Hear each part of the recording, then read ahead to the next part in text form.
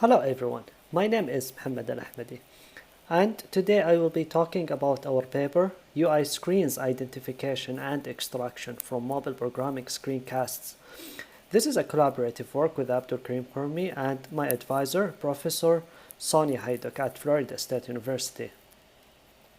So first things first, what is a mobile user interface or UI for short? Users can see and interact with apps through the user interface. The UI could contain a number of UI components such as UI layout and UI widgets. There are also several UI widgets that can be drawn in the layout, such as this time picker.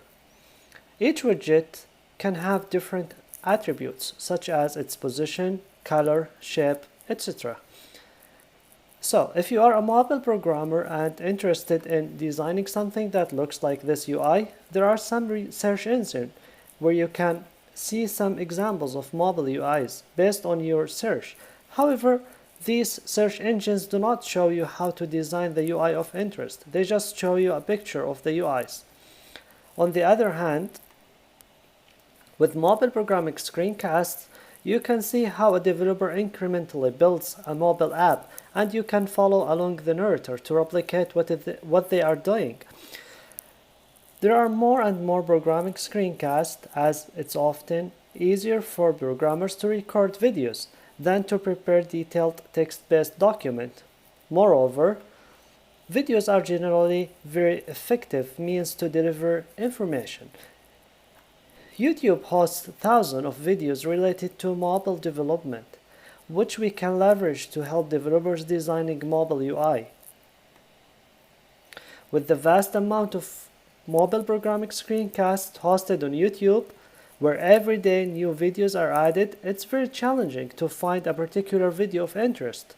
To help identify useful videos, YouTube displays video metadata such as a title and a short description of each video. Unfortunately, this video metadata is often not sufficient to decide if a video is relevant to your search, especially when trying to locate particular user interface in a video. So, if you have some UIs in mind or you would like to see some motivating UI examples in YouTube, you would have to manually skim over videos. This leads to wasting time and risking to miss some useful UIs, especially since you cannot guess the location of UIs in videos, as some narrators show the UIs at the beginning of a video to motivate learners. Some build it gradually and others show the last result at the end of the video. So, this is our aim. When developers search about any topic related to mobile development, they can see the UIs extracted from videos, and they can easily decide if a video is relevant to their search without having to manually search for the UIs in video frames. We introduce our approach here, which uses convolutional neural networks and object detection techniques. We trained a deep learning algorithm, namely FastRCNN, with images that include UI screens as follows. First, a CNN receives an input image, for example a video frame containing a UI screen, and it extracts representative feature from it. We used Inception ResNet version 2. Second, the obtained feature map is fed into a region proposal network, which finds region of interest, which is also known as ROI. Then ROI pooling is applied to the regions of interest to get fixed size patches, which are fed into region classifiers. Last, a softmax is used to classify each region, whereas a bounding box regressor is used to find the UI coordinates in the image.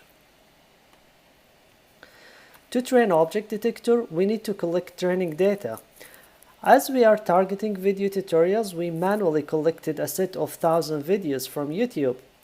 The mobile platforms that we used in our study are Android and iOS. Therefore, we equally collected 500 Android and 500 iOS video tutorials. To make the object detector more robust, we collected videos that show a variety of UI emulators with different screen size and orientations. In order to further increase the diversity of our data, we limited the number of videos per channel to only 5. Then for each video in our dataset, we converted the video into a set of frames at a rate of 1 frame per second and used the FFmpeg tool to perform this task.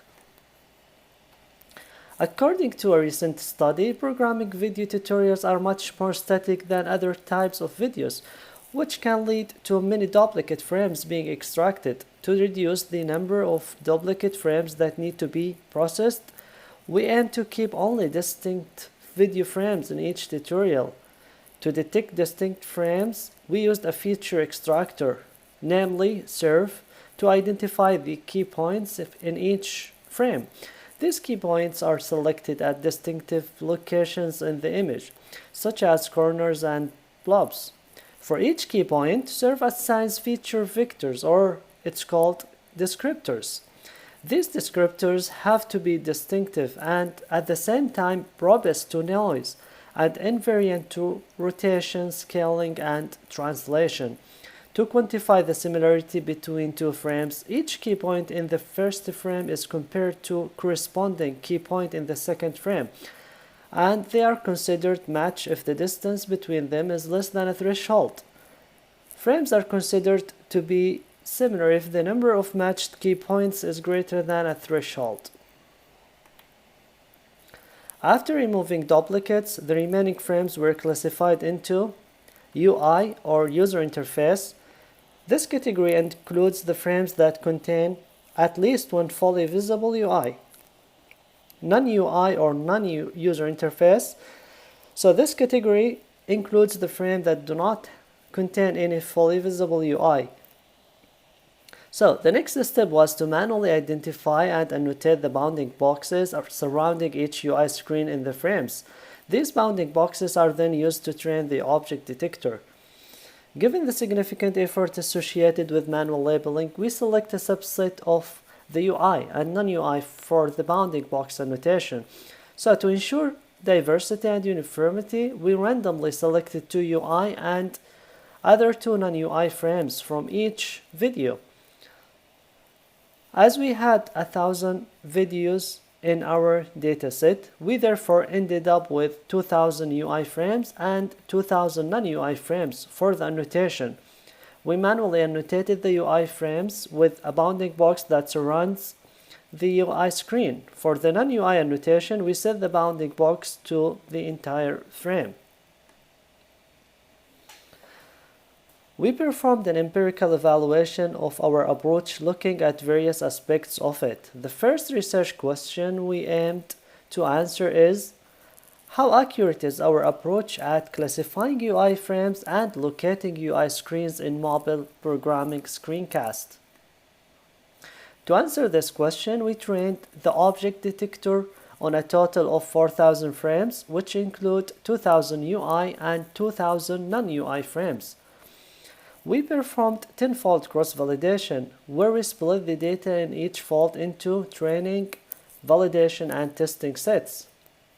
The validation and testing sets are each 10% of the data, while the training set is represented by the remaining 80% of the dataset. After training the model in each fold, we used the following evaluation metrics to evaluate the model performance on the testing dataset. We used precision, recall, F-score, and accuracy to measure the classification correctness of the model. To evaluate the localization correctness, we used the intersection over union between the predicted UI location and the grounded truth UI location. In addition, we used the average precision and accuracy. We tested the localization accuracy at different IOU thresholds that range between 70% to 90% with a step size of 10. Here are the averaged results over the 10-fold cross-validation. The first table shows the results for the binary classification task. As you can see from the table, the model can accurately detect if a frame contains or does not contain a mobile UI screen. Not only that, but it also can accurately find the location of the UI screens within video frames as shown by the second table. Even when we set the IOU threshold at 90%, which means we consider a localization to be correct if the predicted UI location overlaps with the ground truth bounding box for more than 90%. So we obtain an accuracy of 0.94 at this threshold. Here is a visual example of correct prediction.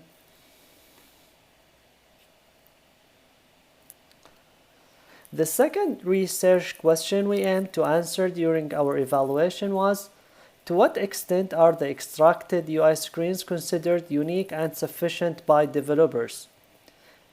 In this research question, we aimed to evaluate the UI model and the duplicate removal algorithm.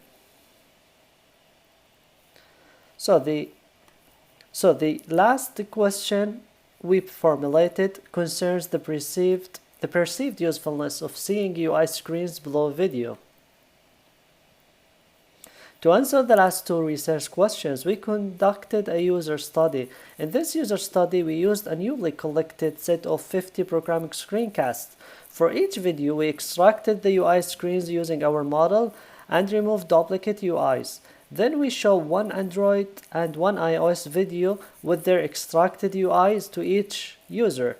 We asked participants to watch each video entirely and then evaluate the sufficiency and the uniqueness of the extracted UIs. We also asked them to indicate the usefulness of seeing a list of UI screens below videos. A total of 25 developers completed our survey, having various levels of experience in Android and iOS development. Most of our participants were master and PhD students in computer science, with 28% of the total participants in each of these categories. In addition, 24% of the participants were undergraduate students, and the remaining were professional developers. We showed each participant 2 videos with their extracted UIs and asked them if they strongly agree, weakly disagree, or strongly disagree with the following statements. First, the list of UI screens extracted is sufficient to understand what are the main concepts discussed in the video. In 85% of the responses, developers either weakly or strongly agree that the UI screens extracted by our approach were sufficient in understanding what were the main elements discussed in the video. The second statement was, the list of UI screen extracted does not present duplicate information. 83% of responses either weakly or strongly agree that the extracted UI screens were unique when compared to each other. The participants expressed their opinion about the usefulness of seeing a UI overview of a mobile programming screencast. In total, 68 of the participants indicated that the extracted UI overview can help them understand if the video contains UI or not. 66% thought that UI screens can help them understand the relevance of a video for their search needs, and 64% said the UI screens help them understand the main points of the video, and only 2% indicated that it's not useful for any purpose. As we have seen, our model was able to accurately locate UIs. Also, through the user study, our approach received positive feedback. In the future, we aim to detect UI widgets such as button, text view, and others. Also, we plan to implement a web tool that uses our underlying approach to index new videos with their UI screens and also index the text from the UIs.